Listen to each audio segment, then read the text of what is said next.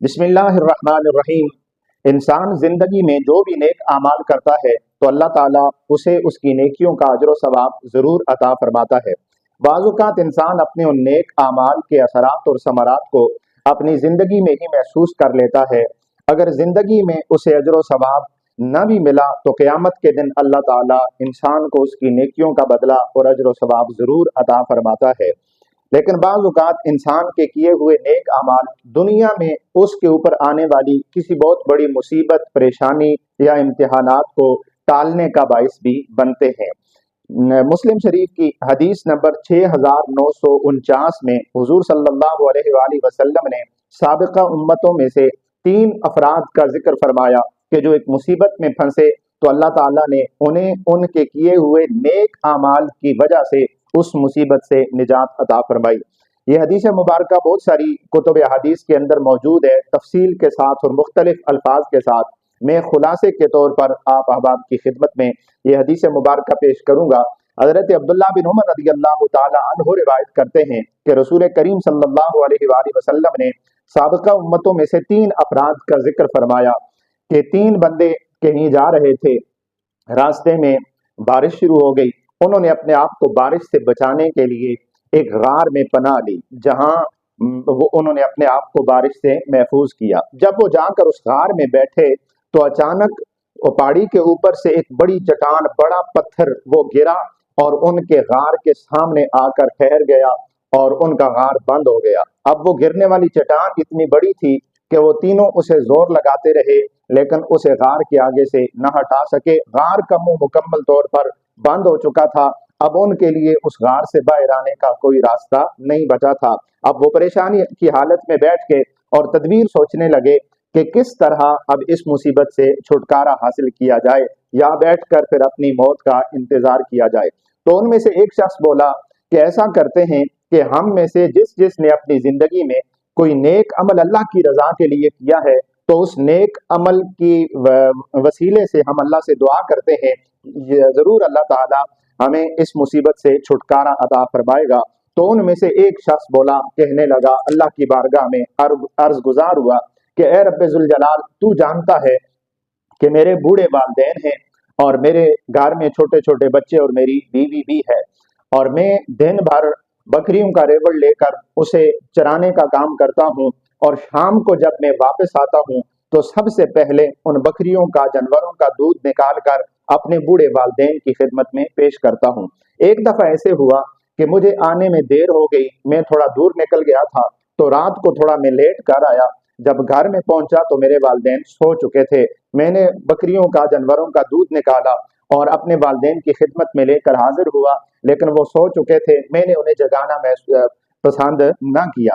اور میرے چھوٹے چھوٹے بچے وہ بھوک سے بلک رہے تھے اور میرے پاؤں کے ساتھ چمٹ رہے تھے، دودھ مانگ رہے تھے، لیکن میں نے اس بات کو مناسب نہ سمجھا کہ میں اپنے والدین سے پہلے اپنے بچوں کو دودھ پلا دوں۔ تو میں ساری رات اپنے والدین کے پاس وہ دودھ لے کر کھڑا رہا کہ کب ان کی آنکھ کھلے اور میں ان کی خدمت میں یہ پیش کر سکوں، حتیٰ کہ ساری رات گزر گئی، صبح طلوع ہو گئی۔ اب صبح جب وہ جاگے تو پھر میں نے سب سے پہلے ان کی خدمت میں وہ دودھ پیش کیا اور اس کے بعد اپنے اہل خانہ کو وہ دودھ پلایا۔ اے رب ذوالجلال، اگر تو سمجھتا ہے، اگر تو جانتا ہے، فَإِن كُنْتَ تَعْلَمُ أَنِّي فَعَلْتُ ذَلِكَ ابْتِغَاءَ وَجْهِكَ فَافْرُجْ لَنَا مِنْهَا فُرْجَةً فَفَرَجَ اللَّهُ مِنْهَا فُرْجَةً، کہ اللہ اگر یہ عمل میں نے خالصتاً تیری رضا کے لیے کیا تھا تو تو اس مصیبت کو ہم سے ٹال دے اور اس چٹان کو غار کے سامنے سے ہٹا دے۔ تو اللہ تعالیٰ نے اس کی اس دعا کو قبول کیا اور اس نیکی کے بدلے میں اس چٹان کو آگے سے تھوڑا سا ہٹا دیا، لیکن ابھی بھی ان کے نکلنے کا راستہ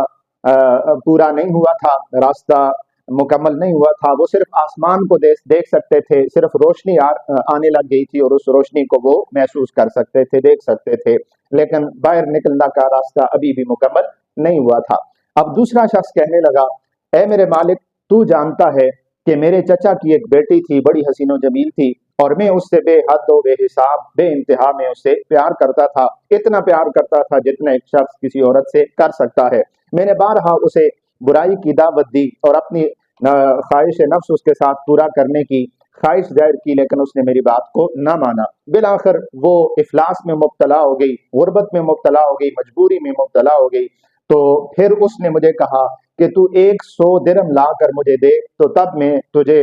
اپنے ساتھ یہ نفسانی خواہشات پوری کرنے کی اجازت دوں گا۔ تو میں نے تگ و دو کی کوشش کی، 100 درہم لے کر میں اس کے پاس آ گیا اور میں نے اس سے اپنی خواہشات کا اظہار کیا،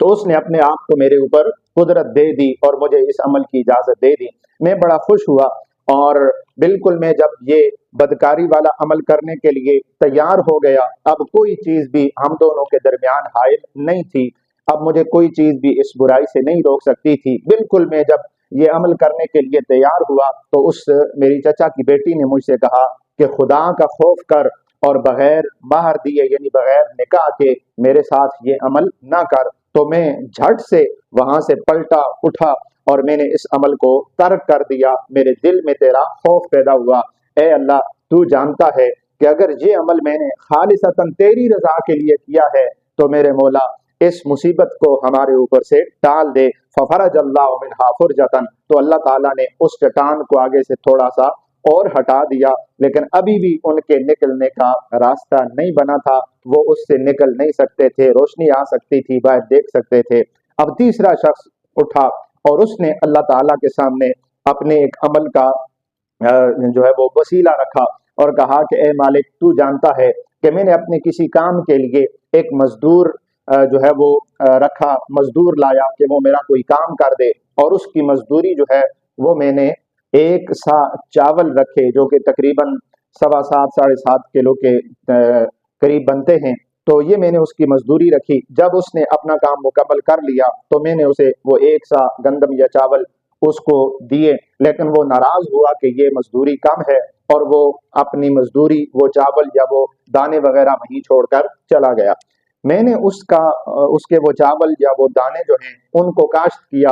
اور